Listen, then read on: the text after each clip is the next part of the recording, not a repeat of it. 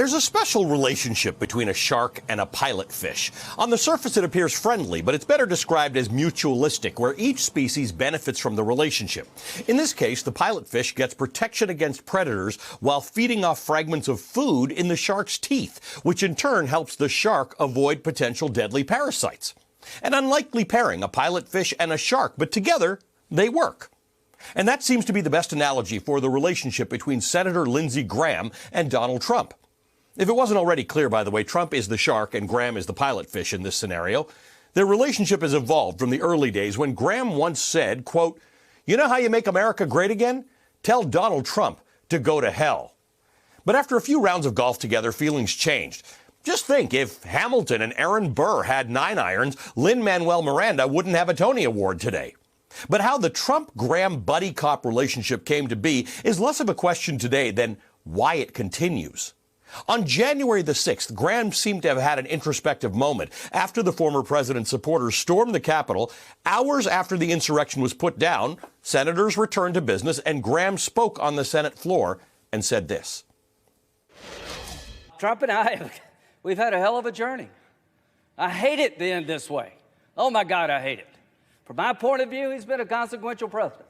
But today, first thing you'll see, all I can say is count me out. Enough is enough.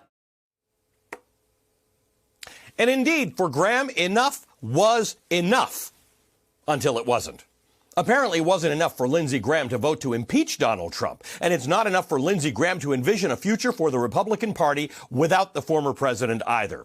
Graham, who recently sat down with Axios, had this to say. There's something about Trump.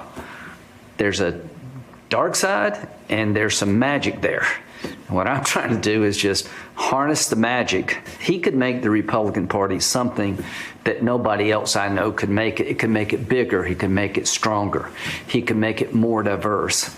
And he also could destroy it.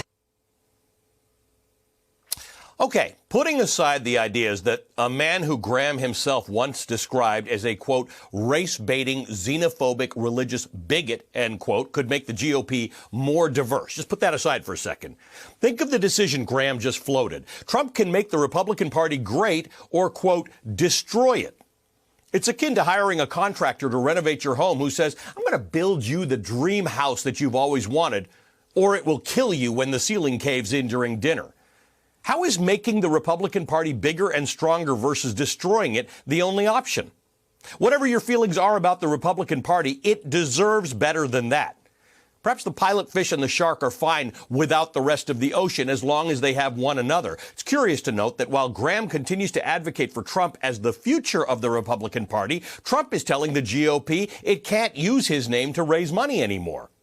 Because no matter how symbiotic the relationship appears to be, the shark will always do and eat what it wants.